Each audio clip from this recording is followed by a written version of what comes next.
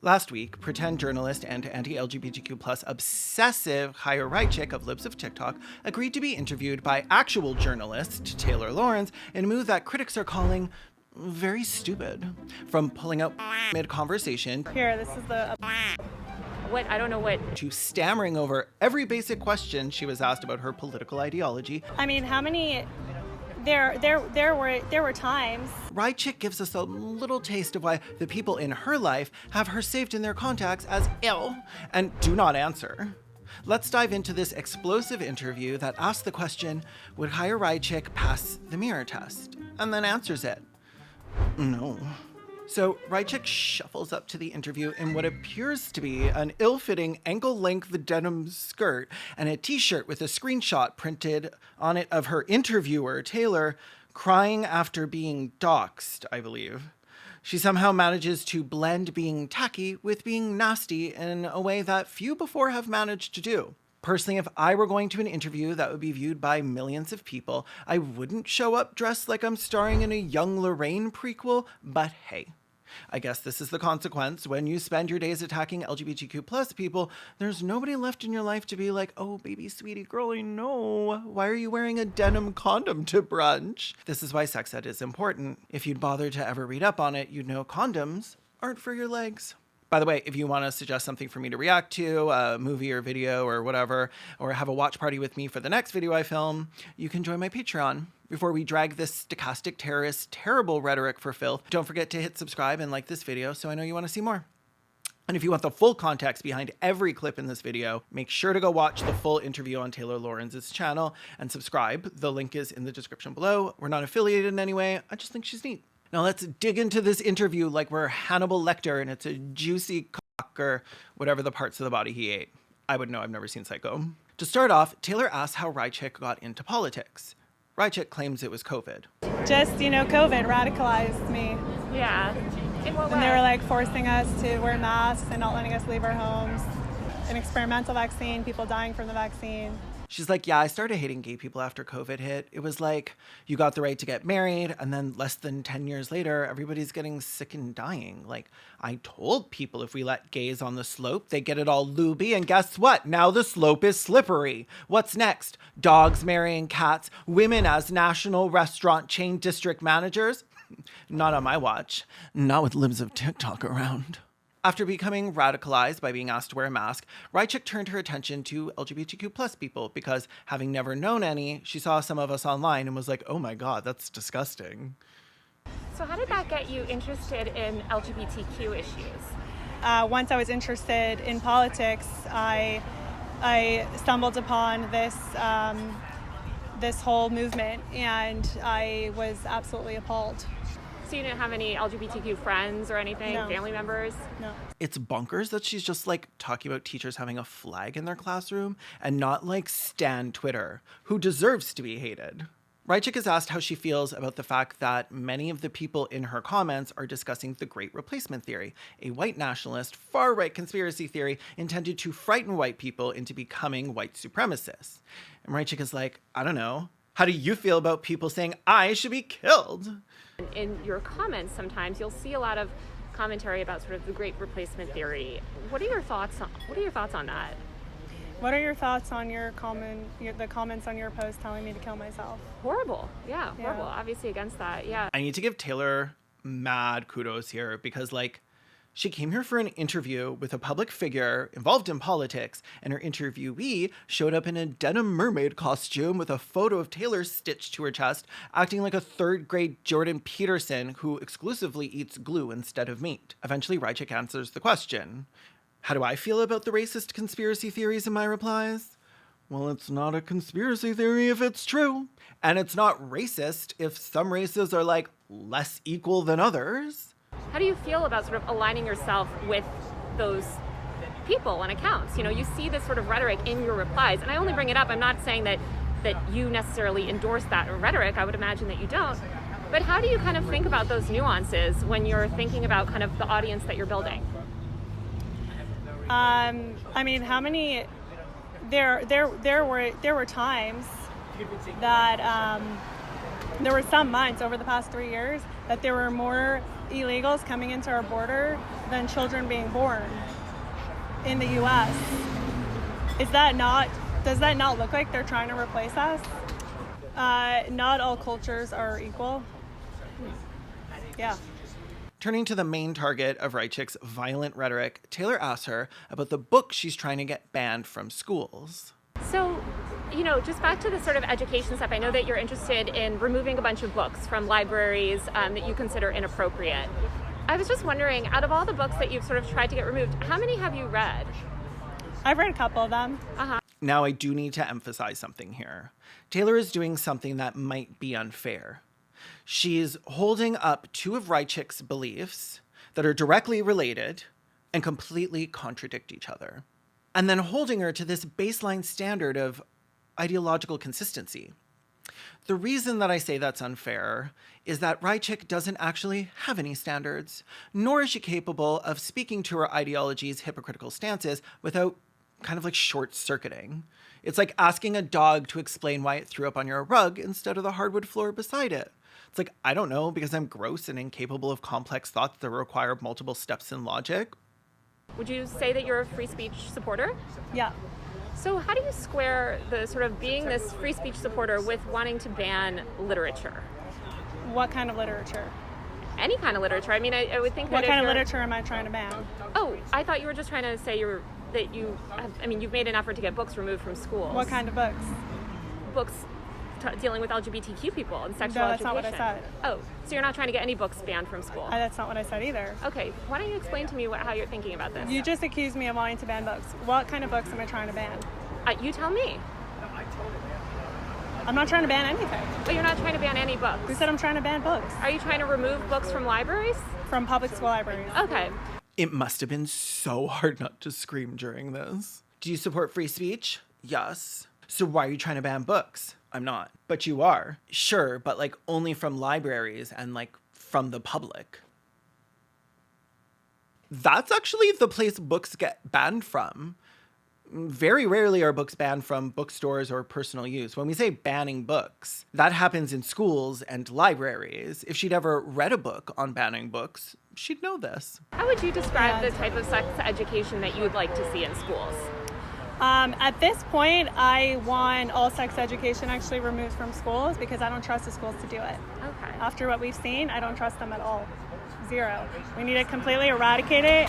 Raichik wants to eradicate the only source of information some children have to name that they are being sexually abused. She's doing this in the name of protecting children from sexualization. Sort of like how I want to ban children from hospitals to protect them from the harmful effects of dangerous chemotherapies. I guess you could say I was a hero, but no, that's accurate. Taylor asked Raichik why the post she made on Twitter that falsely accuses a mass shooter of being trans is still up, despite her knowing it's a lie. And she's like, lots of people lie, why can't I? That's not fair. I believe if, say, a journalist posts something factually incorrect or wrong, especially about someone else, if somebody was to say something factually wrong about you, do you believe they should remove that, or do you think they should be able to keep that content up?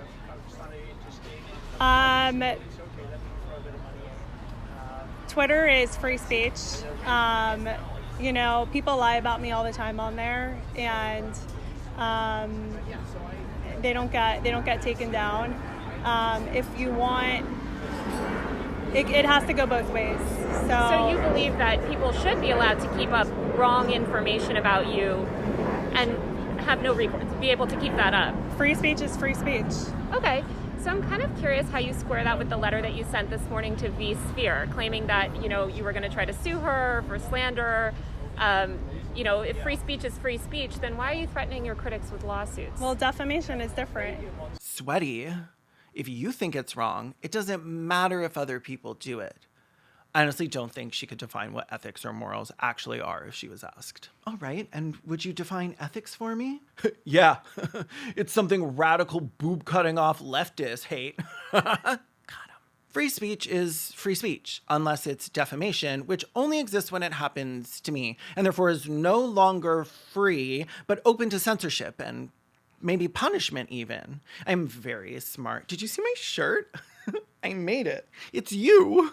Chaya's one single talking point that she uses more than anything else is that she's not responsible for the actions of the people she knows will harass people when she reposts an editorialized version of LGBTQ plus people's content. Which is why it's incredibly disingenuous of her to try and claim that the media is responsible for her harassment from people who are unhappy about the bomb threats and violence that follows after her posts. So, I mean, thanks in partly to you, there's been a lot of like death threats, a lot of really nasty messages. But you seem kind of proud about the press that you've received. I mean, your profile picture is holding up a newspaper with you in the headline. The profile picture in question is this one, where she seems pretty pleased about the violence she's instigated. Like a child holding up an assignment that they worked super hard on, like, look, Mom, I got an F for fantastic. See, Richard, I knew we shouldn't have tried to save money by buying that box of lead binkies for her. A recent NBC investigation found at least 33 instances where you posted about a specific person or institution, and that person or institution was immediately bombarded with death threats and violent threats, including bomb threats, other violent threats. That's a pretty significant correlation. How do what are your thoughts on that? Yeah, I don't know if you saw, but I got like tons of death threats this week after the entire media machine came after me. So are they responsible for those? I don't think that there's the same correlation. Are you receiving bomb threats? I'm receiving death threats like, hi, I'm gonna come murder you. Yeah. Hi, I'm gonna come murder you. I'm so fucking sorry, but someone sitting down at their desk to write a death threat, but then being all cordial about it it's ridiculous enough that it just a little bit circles back to being funny. Not the fact that a threat was sent, but the juxtaposition of a polite-sounding death threat. My good bitch, I trust this letter finds you horribly amidst the whirlwind of your online endeavors. It has recently been brought to my attention that certain sentiments shared through your platform have caused a stir of disquietude within my tranquil existence. Thus, I am compelled to inform you with the utmost politeness and decorum that I shall be paying you a violence in the near future. Fear not, dear reader, for my intentions are not as dire as they may initially seem. I only intend to kill you. I eagerly anticipate the opportunity to make you dead. Warmest regards, at buttpuncher 69, 69, 420, and 69 once a gun.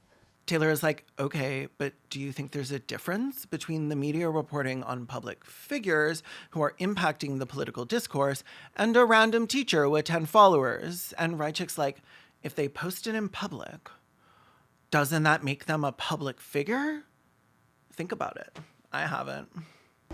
I'm wondering kind of how you think about taking these obscure people, right? Because you and I are both public figures, and I imagine you and I we have a high tolerance, right, for what we can handle online.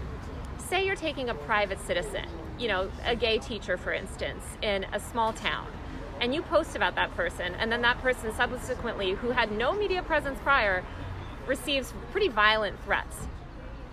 How does that make you feel? We need to answer the question first, though. Is the journalist responsible for actions that have to happen after? So you consider sort of your posts about private citizens, incendiary posts, you consider that journalism? I'm an independent journalist. Uh-huh. And do you think that there's a difference between doing journalism on a completely private figure that has no public presence and no institutional power versus reporting on a powerful public institution or person? Well, if you put yourself out there on a public platform, then you're kind of making yourself anybody public. that posts on social media is a public figure in your mind? If you're putting your videos out there with the intention that it should go viral, you want publicity. So if somebody's posting on social media, which inherently posting on social media, you're looking for attention, right? You're saying that meets the bar for a public figure? I'm not a lawyer. You're also not a journalist, but that's never stopped you from unhinging your jaw like a snake and shitting out your content. So I don't know why this is any different, but okay. You're not a lawyer, but you claim to be a journalist. A journalist should know what a public figure is because it's integral to adhering to journalistic ethics. And ethics are good. Yeah. Pivoting to one of Raichik's most frequent targets, drag queens, Taylor asks her what her issue with them is. And she's like, oh, it's bad out there. Listen to this story. Can you give any examples of children being harmed from drag shows? Yeah, there was one where this mom was saying that her kid decided to be non-binary after watching the drag show, and then the drag queen helped the kid buy like new clothes to be non-binary. That's how they got me too. I watched one episode of RuPaul's Drag Race, and the next thing you know, I was wearing unisex t-shirts.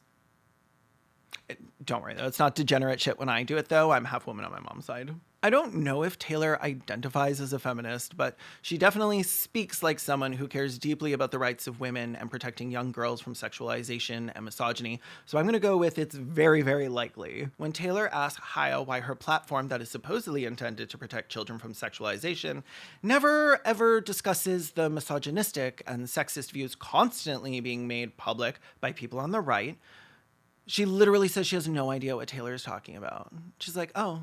I've never heard of that before. She's never seen it, and she herself has never been sexualized. They've made comments about young women, women losing value with age, which is kind of a pedophilic ideology. Why not speak out on that? I've never seen that. I have no evidence. You've never seen young women getting sexualized? I focus on kids. And you've never seen young girls getting sexualized? I've seen young girls getting sexualized. I'm referring to the Daily Wire thing. I can't answer okay, for but that. but let's just talk about young girls. Why don't you speak out about that? Why don't you speak out about sort of heteronormative cisgender men, traditional men, sexualizing young girls, young female girls? I speak out about the sexualization of kids. But you don't speak out about sort of the sexualization of kids by straight people. I don't discriminate against who's doing the sexualization. I guess, like, what are you defining as sexualization? But I don't know. I'm not a lawyer. I can't be expected to define the terms I use and base my ideology on.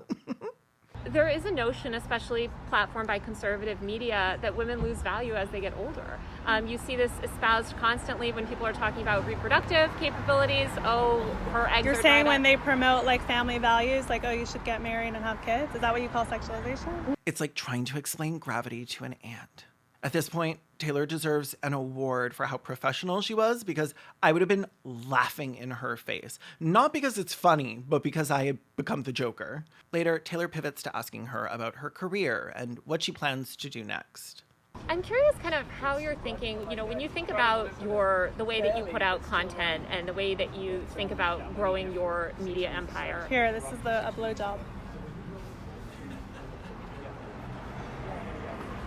I don't know what. I don't even know what to say to this. Other than this woman is a menace. She must have fucking rabies, right? She has rabies? What is going on? Let's skip right past the blowjob because I'm not sure I can show anything about that on YouTube. Let's finish up this interview with my favorite moment. I love Twitter. It's the best. I love Elon. Elon rocks. Have you spoken to Elon? Saved free speech. Elon is the greatest free speech warrior, I think, of all time. Okay. You know, I've also always said that Elon is the greatest free speech warrior of all time. And I've also said that hydrogen peroxide is the most refreshing drink of all time. Being like super smart and totally normal about things is a passion of mine. Do you like my skirt? I found it in the garbage. I had to fight a raccoon for it. He bit me. I have water in it? What else do you have going on? Nothing much, I'll just continue making fun of the media like I do best. Thanks for watching this video, and remember, if you've ever stepped outside in public, you're a public figure, so you deserve to have your life ruined. Please go watch Taylor's original video and show her some support for sitting through this interview. And please give this video a like and comment and share after you subscribe. I don't care if you share to your Twitter account with 1 follower. YouTube sees that as a signal that the video is cute. Join my Patreon for these videos, ad and sponsor free, as well as extra videos I've enlisted from my public channel, and Benny's like watch parties and getting her name in the credits or hiding an item on my CGI sets. I also have a second channel, Respect the Dead. It's a bi-weekly video podcast where we pick a person from history and talk shit about them. Kind of like this, but they're dead. And we do it in a way that'll make you realize that bullying is fine, as long as you're only bullying dust. While the credits roll, here's a little preview of this week's episode available right now. To my community, I love you. And to all the haters and losers, get fucked. Jesus explained the failure, attributing it to the fact that he, quote, attempted to draw the sexiest babes I could. Nope. But they came out looking absurd. Yes. I'm like, that's Yeah. that's Okay. true. They all look like olive oil. Yeah, from why doesn't he know how to Popeye. draw a jawline or a chin? The Like, fact that that's a none good of them start. have chins is like like that made up animal that he drew is like more realistic than these women. No, okay, none of them have butt cracks either. Oh no. That's Where do they sick. poop from? Their mouths. No. Just like They're sealed up on one end. like, Like that dog. South Park episode. that dog that like comes out of the water and is like Oh my goodness, you all right? that's exactly what I'm picturing right here. It's hideous.